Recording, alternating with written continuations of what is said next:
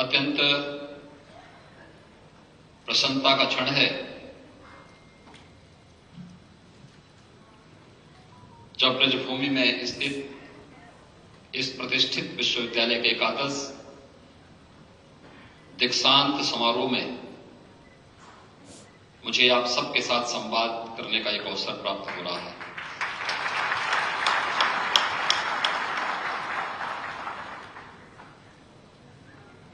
ब्रजभूमि की जब मैंने बात की तो एकाएक हम सबका ध्यान आज से 5000 वर्ष पूर्व किस दिव्य घटना के साथ होता है जब लीलाधारी भगवान श्री कृष्ण का जन्म इस धरा पर हुआ होगा।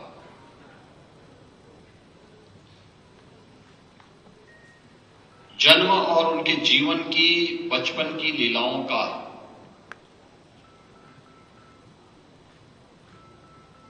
आज भी इतनी प्राचीन विरासत को लेकर के हम सब चल रहे हैं। उस समय साधन नहीं रहे होंगे, लेकिन मुझे एक बात अक्सर याद आती है जब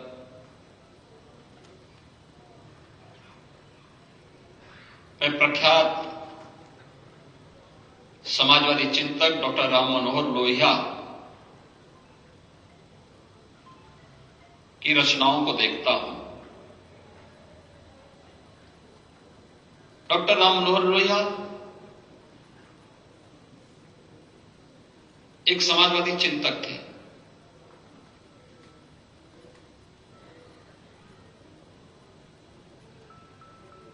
हो सकता है कि उनका मंदिरों में जाना न रहा हो, लेकिन जब उनसे एक बार पूछा गया कि भारत की एकता, इसकी एकात्मता और अखंडता के आधार बिंदु क्या है, उन्होंने इस पर विस्तार से लिखा भी है।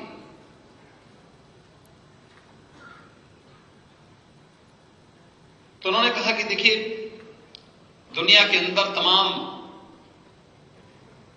देश बने हैं, बिगड़े हैं, परंपराएं आई हैं, समाप्त हुई हैं, लेकिन अगर भारत बना हुआ है तो इसके पीछे 3 महापुरुषों का सर्वाधिक योगदान है। उन्होंने शब्द महापुरुष कहे थे। उन्होंने कोई ईश्वर नहीं कहा, कोई भगवान नहीं कहा। उन्होंने कहा ये 3 हैं जिन पर जब तक भारत की आस्था रहेगी तब तक भारत बना रहेगा। और ये 3 हैं, एक राम, एक कृष्ण और एक शिव।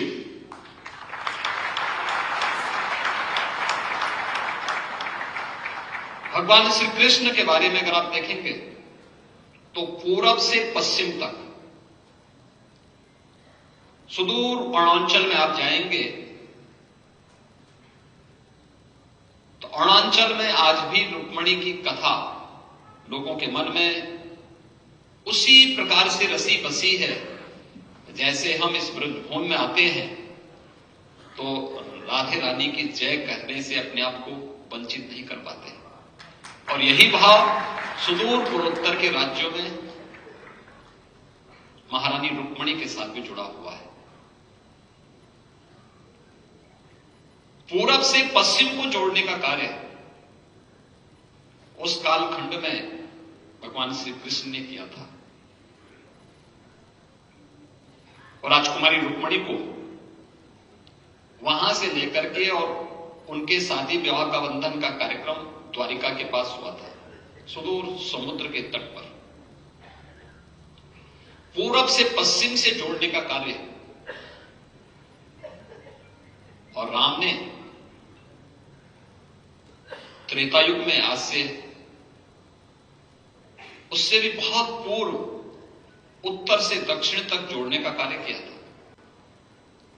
उत्तर से दक्षिण तक की जो सीमाएं भगवान राम ने हजारों वर्ष तय की थी, भारत की वही सांस्कृतिक सीमा आज राजनीतिक सीमा के रूप में भी है। 12 ज्योतिर्लिंगों के माध्यम से पूरे भारत को एकता के सूत्र में जोड़ने के कार्य भगवान शिव के द्वारा अलग अलग स्थलों पर जिस श्रद्धा भाव के साथ भगवान शिव के प्रति भारत की आस्था आज भी जुड़ी हुई है, उन देवालयों में, उन शिवालयों में भारत की आस्था उमड़ती भी दिखाई देती है। और इन्हीं सब बातों को लेकर के उन्होंने कहा था कि जब तक इन 3 के प्रति भारत की आस्था बनी रहेगी, दुनिया की कोई ताकत भारत का बालबांका नहीं कर पाएगा। और आप सब सौभाग्यशाली हैं कि इस वृद्धभूमि के इस प्रतिष्ठित विश्वविद्यालय में अध्ययन और अध्यापन का सौभाग्य आप सबको प्राप्त हुआ है। और इस प्रक्रिया के साथ जुड़ते हुए आज यहां पर स्नातक, प्रास्नातक और डॉक्टरेट की अपनी डिग्री प्राप्त करने वाले सभी छात्र छात्राओं को यहां पर आज कुलाधिपति के दीक्षाउपदेश के माध्यम से ये उपाधियां आज उन्हें अवार्ड की गई हैं। आप सबको मेरी बधाई, आप सबके मंगलमय भविष्य की मैं कामना करता हूं। वास्तव में आधुनिक जो दीक्षांत समारोह है, यह भारत की प्राचीन गुरुकुल परंपरा का समावर्तन समारोह का ही एक रूप है। आज हम दीक्षा के अंत में करते हैं। समावर्तन समारोह का स्वरूप भी कुछ इसी प्रकार से होता था कि हमारी जैसे ही परीक्षा के पूर्व बच्चों को तैयार करने, छात्रों को तैयार करने और उन्हें आगे की ओर बढ़ने के लिए प्रेरित करने के लिए जो उस कालखंड में समारोह होते रहे होंगे, वह समावर्तन समारोह थे। और उसका दीक्षाउपदेश तैत्तिरीय उपनिषद में बहुत विस्तृत रूप से रेखांकित किया गया है। उसकी पहली ही लाइन है, सत्यम वद धर्मम चर। सत्य बोलना है और धर्म का आचरण करना है। अब सत्य, हम सबको अपने जीवन में इस बात को बहुत गहराई से सोचना होगा कि हम वास्तव में अपने जीवन में सत्य का आचरण कितना कर पाते हैं। व्यक्ति का कोई भी वाक्य तब प्रभावशाली बनता है जब उसके आचार और विचार में समन्वय होता है। जब व्यक्ति बोलता कुछ और है, करता कुछ और है, तो उसकी विश्वसनीयता हमेशा संकट में खड़ी होती है। और जिसका स्वयं पे विश्वास न होता हो, उस पे समाज या देश और दुनिया उस पे क्या विश्वास करेगी। इसलिए सत्य बोलना और धर्म का आचरण करना। भारतीय मनीषा ने धर्म को कभी उपासना विधि के साथ जोड़ करके नहीं देखा। आप मंदिर जाएं न जाएं, पूजा करें न करें, यह आपका विषय है। आप पूजा खड़े होकर के करते हैं, बैठ करके करते हैं, लेट करके करते हैं, यह आपका विषय है। इसके लिए कभी भारतीय मनीषा ने कभी किसी को बाध्य नहीं किया। आस्था पर किसी को थोपने का प्रयास नहीं किया।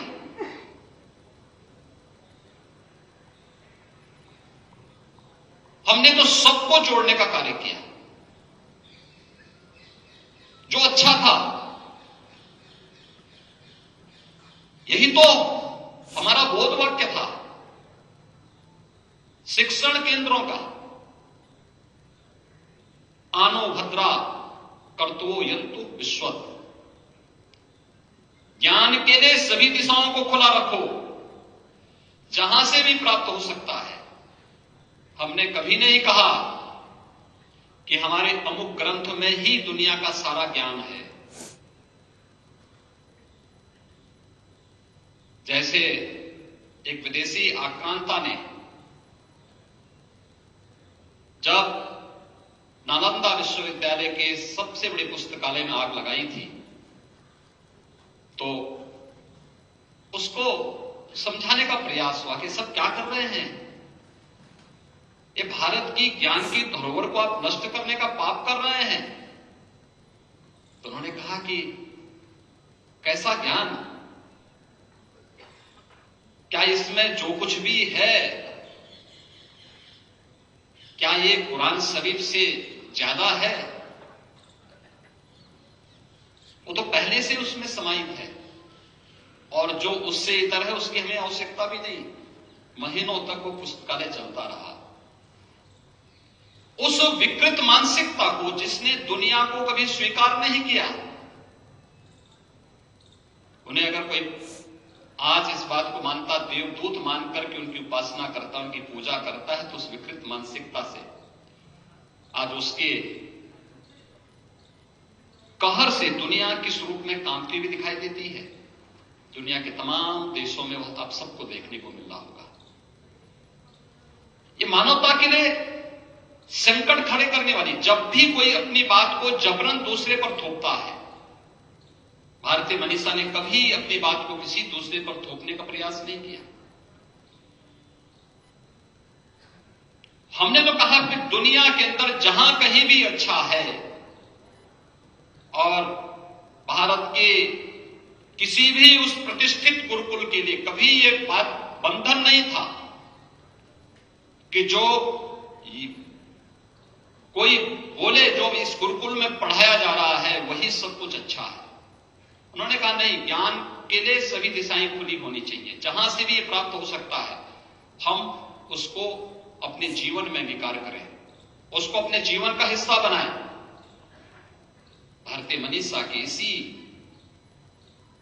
बोध वाक्य को जीवन का हिस्सा बना करके आज देश के यशस्वी प्रधानमंत्री जी ने कोरोना कालखंड में राष्ट्रीय शिक्षा नीति देश के नौजवानों के उज्जवल भविष्य को ध्यान में रख करके बनाई है। ये राष्ट्रीय शिक्षा नीति इसी भाव को लेकर के है। हम केवल डिग्री तक सीमित न रहे, एक बार में डिग्री ले, एक ही विषय की डिग्री लेने के लिए भी बाध्य न करें। हम एक बहुआयामी सोच के साथ उसे आगे बढ़ाना है, उसको लेकर के हम आगे बढ़ाने, एक विस्तृत आयाम देना है, और जहां से भी उसको अपनी रुचि के अनुरूप कोई अच्छी चीज लगती है तो उसको हमें आगे बढ़ाना होगा। और भारतीय मनीषा की है प्राचीन काल से सोच रही है। दुनिया जब अंधकार में जी रही थी तब भारत के प्रतिष्ठित गुरुकुल जी यहां पर उत्कृष्ट अध्ययन और अध्यापन के केंद्र बने हुए थे। जब साधन नहीं थे उस कालखंड में भी नालंदा, तक्षशिला जैसे प्रतिष्ठित विश्वविद्यालय भारत भूमि पर थे, जो दुनिया को एक नई राह दिखा रहे थे। दुनिया के युवा वहां आकर के स्नातक की उपाधि प्राप्त करके गौरव की अनुभूति करते थे। हम सबके लिए चुनौती होगी उस पुरातन गौरव को पुनर्स्थापित करने के इस प्रवर्तमान अभियान का हम सब हिस्सा बने।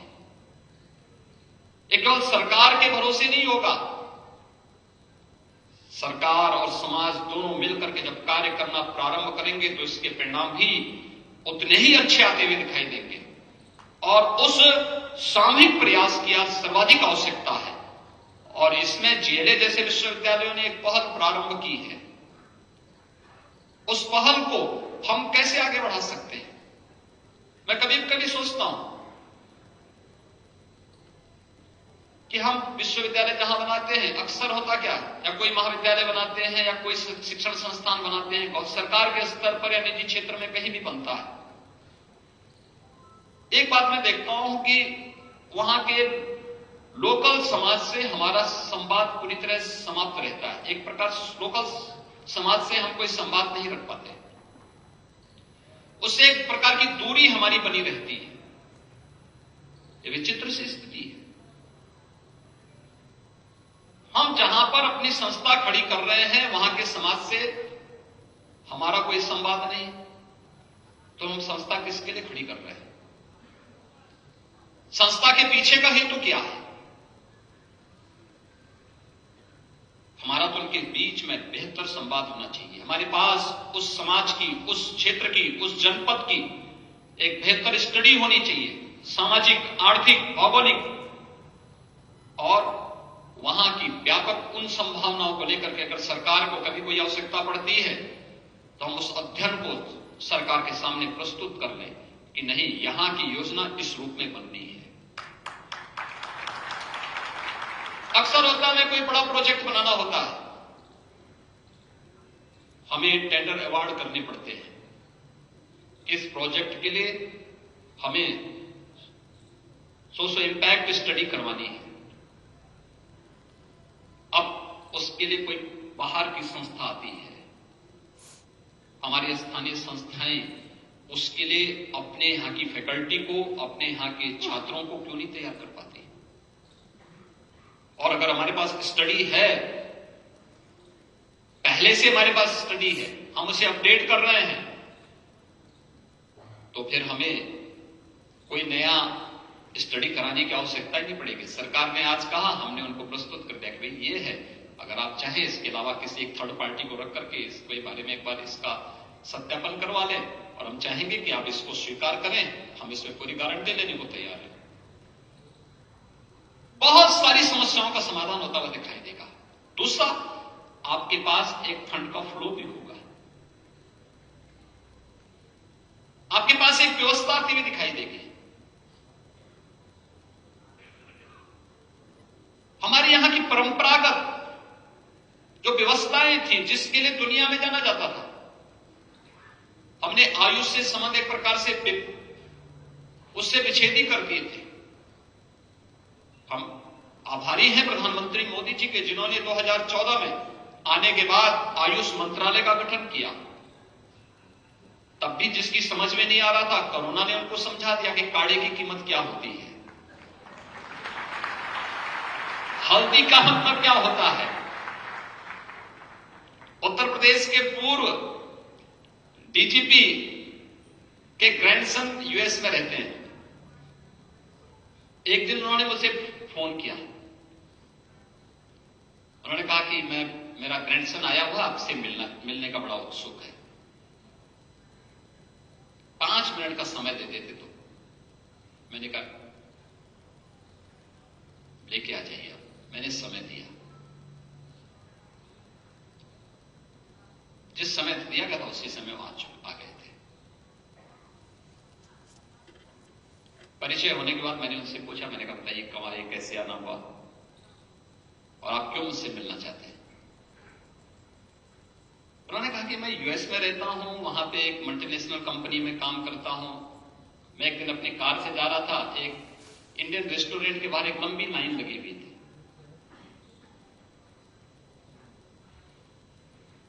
तो मैं अपनी गाड़ी को पार्क करके वापस देखने के लिए आया, लाइन क्यों लगी हुई। कहा वहां पे हल्दी का पानी लोग दे रहे थे। हल्दी क्या होता है? तो मैंने कहा क्या आपने कभी अपनी दादी या अपनी मां के हाथ से बना हुआ खाना नहीं खाया क्या? दाल है, सब्जी है, खिचड़ी है, पराठा है, सब खाए नहीं? कहा नहीं खाया तो, लेकिन हल्दी क्या है? मैंने कहा भारतीय रसोई बगैर हल्दी के चल ही नहीं सकती है, और कोई अतिथि आता है तो उसका टीका भी हम हल्दी से ही कराते हैं। हल्दी एंटी सेप्टिक भी है और एंटी एलर्जिक भी है। और कोरोना कालखंड ने सबको समझा दिया हल्दी का मतलब क्या होता है। यह हजारों वर्षों से भारत की रसोई का एक अभिन्न हिस्सा है, लेकिन हम भूल गए। हमने अपनी परंपरागत चिकित्सा पद्धति को विस्मृत किया, भुला दिया, उससे संबंध विच्छेद कर दिए, योग से दूरी बना ली। जब दुनिया योग के पीछे भाग रही है, प्रधानमंत्री मोदी जी ने योग को 21 जून की तिथि को विश्व योग दिवस के रूप में वैश्विक मंच पर रख करके पूरी दुनिया उसके पीछे भाग रही, तब हमारी समझ में आया कि वाह, योग में भी ये गुण है। बहुत सारी समस्याओं का समाधान करने की क्षमता है।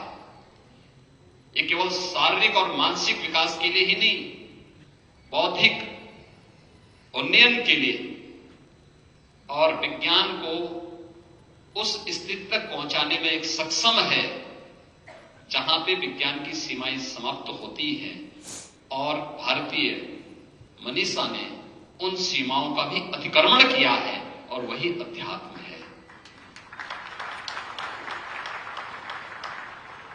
याद रखना, जब भी आप भारत की इस परंपरा को अंगीकार करेंगे और उसके साथ जुड़ेंगे, तो विज्ञान की सीमाओं का अतिक्रमण करके जब उस क्षेत्र में आगे बढ़ेंगे तो वह एक विस्तृत संसार होगा। उसके लिए भौतिक दृष्टि नहीं, उसे अंतःकरण की दृष्टि से ही आप अवलोकन कर पाएंगे। लेकिन खैर, एक अलग क्षेत्र है और शिक्षण संस्थानों को भी इस क्षेत्र में कार्य करना होगा, उस दिशा में आगे बढ़ना होगा। बहुत कुछ है उसमें छुपा हुआ। लेकिन शिक्षण संस्थानों का या हमारे संस्थानों का आज के दिन की जिम्मेदारी क्या? हमने शोध की प्रक्रिया को बाधित किया। हम केवल दूसरों की चीजों को अच्छा मानने लग गए। जो दूसरी जगह था, एक बार एक राजदूत मेरे पास आए थे, वो मेरे पूर्व परिचित थे, तो मेरे साथ अपने देश का एक गिफ्ट लेकर के आए। तो मैंने उन्हीं के सामने खोला, मैंने कहा ये आइटम हमारे यहां तो बहुत सस्ता है, 5 रुपए का है। तो मैंने भी उनको एक आइटम दिया, मैंने भी उनको गिफ्ट किया। मैंने कहा ये देखो, तो उन्होंने मेरे सामने खोला, उन्होंने कहा कि आपके कितने कीमत? मैंने कहा 500 रुपए की है। तो उन्होंने बस